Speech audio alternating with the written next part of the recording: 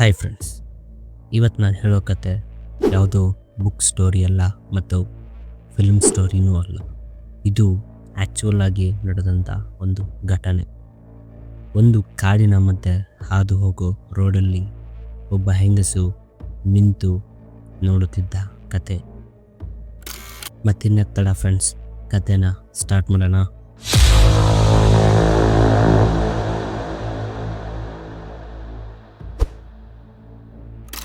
Friends, ಇವತ್ತು ನಾನು ಹೇಳಕ್ಕೆ ಹೋಗ್ತಿರೋ ಕತೆ ಯಾವುದೋ ಸಿನಿಮಾ ಕತೆ ಅಲ್ಲ ಮತ್ತು ಬುಕ್ಕಲ್ಲಿರೋ ಸ್ಟೋರಿ ಕೂಡ ಅಲ್ಲ. ಇದು ಕರ್ನಾಟಕದ ಒಂದು ಪ್ರಸಿದ್ಧ ಕಾಡು, ಅದೇ ಕರ್ನಾಟಕದ ದಾಂಡೇಲಿ. ನಿಮ್ಗೆ ಗೊತ್ತಿರೋ ಹಾಗೆ ದಾಂಡೇಲಿ ಒಂದು ಕಾಡು. ಸೊ ಅಲ್ಲಿ ತುಂಬ ಜನ ಟ್ರೆಕ್ಕಿಂಗ್ ಮತ್ತು ಸ್ಟೇಗಂತ ಹೋಗ್ತಾರೆ. ಸೊ ಈ ಕತೆ ನನ್ನ ಒಬ್ಬ ಫ್ರೆಂಡ್ ಅಲ್ಲಿಗೆ ಟ್ರಿಪ್ಗೆ ಹೋದಾಗ ಅಲ್ಲಿಯ ಹೋಟೆಲ್ ಓನರ್ಗಳು ಹೇಳಿರೋ ಪ್ರಕಾರ ಈ ಕತೆನ ಅವನು ನನ್ನ ಹತ್ರ ಹೇಳ್ದ. ಅದನ್ನೇ ನಾನು ನಿಮ್ಮ ಹತ್ರ ಹೇಳ್ತಿದ್ದೀನಿ. ಈ ಕಥೆಯಲ್ಲಿ ಯಾವುದೇ ದೆವ್ವದ ಸೌಂಡ್ ಇಲ್ಲ ಮತ್ತು ಏನೂ ಇಲ್ಲ, ಸೈಲೆಂಟಾಗಿ ಅದರ ಕೆಲಸ ಮಾಡ್ತಿತ್ತು. ಸೊ ಫ್ರೆಂಡ್ಸ್, ಅದು ಸುಮಾರು 2019. ಮೊದಲು ಆ ಜಾಗದ ಬಗ್ಗೆ ಹೇಳಬೇಕಂದ್ರೆ ದಾಂಡೇಲಿ ಫಾರೆಸ್ಟ್ ರಿಸರ್ವ್ ಏರಿಯಾ, ದಟ್ಟ ಕಾಡು. ರಾತ್ರಿ ಸಮಯದಲ್ಲಿ ಅಂತ ಅಲ್ಲ, ಡೇ ಟೈಮಲ್ಲೂ ಅಲ್ಲಿ ಯಾವುದೇ ಸಿಗ್ನಲ್ ಕೂಡ ಸಿಗಲ್ಲ. ಅಲ್ಲಿಯ ಲೋಕಲ್ ಜನ ರಾತ್ರಿ ಆ ರೋಡಲ್ಲಿ ಅಥವಾ ಆ ಏರಿಯಾದಲ್ಲಿ ಹೋಗೋಕ್ಕೆ ಭಯ ಬೀಳ್ತಾರೆ. ಹೌದು, ಪ್ರಾಣಿಗಳ ಭಯ ಅಲ್ಲ, ಅಲ್ಲಿ ಬೇರೆ ಏನೋ ಕಾರಣ ಇದೆ. ಒಂದಿನ ರಾತ್ರಿ ಒಬ್ಬ ಕ್ಯಾಬ್ ಡ್ರೈವರ್ ಅವನೊಬ್ಬನೇ ಡ್ರೈವ್ ಮಾಡ್ಕೊಂಡು ಹೋಗ್ತಿದ್ದ ಅಂತೆ. ಮತ್ತು ಆ ರಸ್ತೆ ಮಧ್ಯೆಯಲ್ಲಿ ಒಂದು ಹೆಂಗಸು ನಿಂತಿದ್ಲು, ಅಂದರೆ ರೋಡ್ ಸೆಂಟ್ರಲ್ಲೇ ನಿಂತಿದ್ಲು. ಹಳೆಯ ಯಾವುದೋ ಒಂದು ಸೀರೆ ಹಾಕ್ಕೊಂಡು ತಲೆನ ಕೆಳಗಡೆ ಮಾಡಿಕೊಂಡು ನಿಂತಿದ್ಲು. ಅವಳು ಆ ಕಾರಿಗೆ ಡ್ರಾಪ್ ಕೂಡ ಕೇಳ್ತಿರಲಿಲ್ಲ. ಆದರೆ ಸೆಂಟ್ರಲ್ಲಿ ನಿಂತಿರೋದ್ರಿಂದ ಡ್ರೈವರ್ ತಕ್ಷಣ ಬ್ರೇಕ್ ಹಾಕ್ದ. ಕಾರ್ ಹಾಗೆ ಅವಳ ಮೇಲೇ ಹಾದೋಯ್ತು. ಸೊ ಆಮೇಲೆ ಅವನು ಗಾಡಿ ಸ್ಟಾಪ್ ಮಾಡಿ ಹಿಂದೆ ತಿರುಗಿ ನೋಡಿದ, ಬಟ್ ಅಲ್ಲೇನೂ ಇರಲಿಲ್ಲ. ಅವನು ಹಾಗೆ ಭಯದಲ್ಲೇ ಗಾಡಿನ ಸ್ಟಾರ್ಟ್ ಮಾಡಿಕೊಂಡು ಮುಂದೆ ಹೋದ. ಬಟ್ ಸ್ವಲ್ಪ ಟೈಮ್ ಆದಮೇಲೆ ಅವನ ಗಾಡಿಯ ಹಿಂದೆ ಸೀಟಲ್ಲಿ ಯಾರೋ ಕೂತಿರೋ ಹಾಗೆ ಅನ್ನಿಸ್ತು. ಅವನು ತಕ್ಷಣ ಹಿಂದೆ ತಿರುಗಿ ನೋಡಿದ್ರೆ ಸೀಟಲ್ಲಿ ಯಾರೂ ಇಲ್ಲ. ಬಟ್ ಅವನ ರಿಯರ್ ಮಿರರಲ್ಲಿ ನೋಡಿದ್ರೆ ಯಾರೋ ಒಬ್ಬರು ಹಿಂದೆ ಕೂತು ತಲೆ ಕೆಳಗೆ ಮಾಡ್ಕೊಂಡು ಕೂತಿರೋ ಹಾಗೆ ಕಾಣಿಸ್ತು. ಅವನು ಸಡನ್ನಾಗಿ ಗಾಡಿ ಸ್ಟಾಪ್ ಮಾಡೋಕ್ಕೆ ನೋಡ್ದ. ಬಟ್ ಅವನ ದೇಹ ಅವನ ಮಾತನ್ನೇ ಕೇಳಿಸ್ತಿರ್ಲಿಲ್ಲ. ಹಾಗೆ ಎಸ್ಕಲೇಟರ್ನ ಸ್ಪೀಡಾಗಿ ಕೊಟ್ಟು ಯಾವುದೋ ಒಂದು ಗುಂಡಿಲಿ ತಳ್ಳೋ ಥರ ಫೀಲ್ ಆಗ್ತಿತ್ತು. ಸಡನ್ನಾಗಿ ಕಾರ್ ಸ್ಟಾಪ್ ಆಗಿ ಪಕ್ಕದಲ್ಲೇ ಇದ್ದಂತಹ ಚಿಕ್ಕ ಹಳ್ಳದಲ್ಲಿ ಕಾರ್ ಬಿತ್ತು ಮತ್ತು ಅಚಾನಕ್ಕಾಗಿ ಡೋರ್ ಕೂಡ ಓಪನ್ ಆಯಿತು. ಅದೃಷ್ಟವಶಾತ್ ಅವನಿಗೆ ಏನೂ ಆಗಿರಲಿಲ್ಲ. ಅವನು ಹೇಳಿರೋ ಪ್ರಕಾರ ಯಾರೋ ಹಿಂದೆ ಕೂತು ಅವನ ಸ್ಟೇರಿಂಗ್ನ ಹಿಡಿದಿರೋ ಥರ ಫೀಲ್ ಆಗಿತ್ತು. ಬಟ್ ಜನ ಇದನ್ನು ನಂಬಲಿಲ್ಲ. ಅವನಿಗೆ ವಯಸ್ಸಾಗಿತ್ತು ಮತ್ತು ಆದ್ದರಿಂದ ಅವನು ಕಂಟ್ರೋಲ್ ತಪ್ಪಿ ಗಾಡಿನ ಹಳ್ಳಕ್ಕೆ ಬೀಳಿಸ್ತಾ ಅಂತ ಜನ ಮಾತಾಡ್ಕೊಂಡ್ರಂತೆ. ಫ್ರೆಂಡ್ಸ್, ಇಲ್ಲಿ ನಿಮ್ಗೇನು ಅನಿಸುತ್ತೆ ಅಂತ ಕಮೆಂಟ್ ಮಾಡಿ.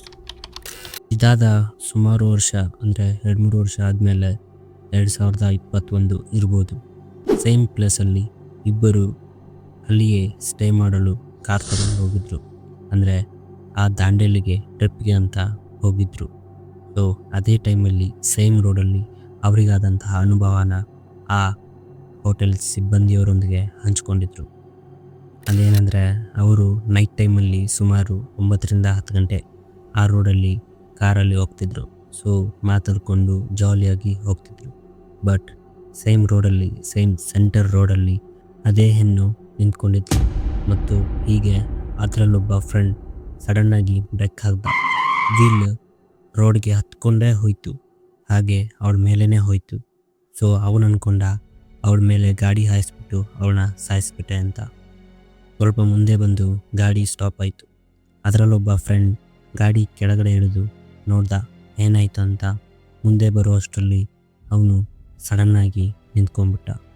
ಮಾತಾಡಲಿಲ್ಲ ಮತ್ತು ಹಿಂದೆ ಮುಂದೆ ಎಲ್ಲೂ ನೋಡಲಿಲ್ಲ. ಒಂದೇ ಸಮ ನಿಂತು ಅಲ್ಲಿ ಆಗಿರೋ ಘಟನೆನ ನೋಡ್ತಿದ್ದ. ಆದರೆ ಆ ರೋಡಲ್ಲಿ ಯಾರೂ ಸತ್ತಿರಲಿಲ್ಲ. ಬಟ್ ಅವನಿಗೆ ಕಾಣಿಸ್ತಿರೋ ಹಾಗೆ ಅವಳೊಬ್ಬಳು ನಿಂತು ಅವನನ್ನು ಕರೀತಿದ್ಲು. ಸೊ ಹಾಗೆ ಅವನು 2 ಹೆಜ್ಜೆ ಮುಂದೆ ಇಟ್ಟ, ಮತ್ತು ತಲೆ ತಿರುಗಿ ಬಿದ್ದುಬಿಟ್ಟ. ಇನ್ನೊಬ್ಬ ಫ್ರೆಂಡ್ ಹಿಂದೆ ಮುಂದೆ ನೋಡಿದೆ. ಆ ಬಿದ್ದಿರೋ ಫ್ರೆಂಡ್ನ ಹಾಗೆ ಹೇಳ್ಕೊಂಡು ಗಾಡೀಲಿ ಹಾಕ್ಕೊಂಡು ಗಾಡಿ ಸ್ಟಾರ್ಟ್ ಮಾಡೋಕ್ಕೆ ಟ್ರೈ ಮಾಡ್ದ. ಸ್ವಲ್ಪ ಸಮಯ ತಗೊಂತು, ಗಾಡಿ ಸ್ಟಾರ್ಟ್ ಆಗಲೇ ಇಲ್ಲ. ಹಾಗೆ ಹಿಂದೆ ತಿರುಗಿ ನೋಡಿದ್ರೆ ಯಾರೂ ಇಲ್ಲ, ಅವನ ಫ್ರೆಂಡ್ ಒಬ್ಬನೇ ಮಲ್ಕೊಂಡಿದ್ದ. ಮತ್ತು ಸೇಮ್ ರಿಯರ್ ಮಿರರಲ್ಲಿ ನೋಡಿದ್ರೆ ಯಾರೋ ಕೂತಿರೋ ಹಾಗೆ ಕಾಣಿಸ್ತಿತ್ತು, ಬಟ್ ಅಲ್ಯಾರೂ ಇದ್ದಿಲ್ಲ. ಅವನು ಧೈರ್ಯ ತಗೊಂಡು ಗಾಡಿನ ಸ್ಟಾರ್ಟ್ ಮಾಡ್ದ. ಸೇಮ್ ಹಿಂಗಾಯಿತು, ಸ್ಟೇರಿಂಗ್ ಅಳಗಾಡಲಿಲ್ಲ. ಗಾಡಿ ಸಡನ್ನಾಗಿ ಸ್ಟಾರ್ಟ್ ಆಗಿ ಮೂವ್ ಆಗೋಕ್ಕೆ ಸ್ಟಾರ್ಟ್ ಆಯಿತು.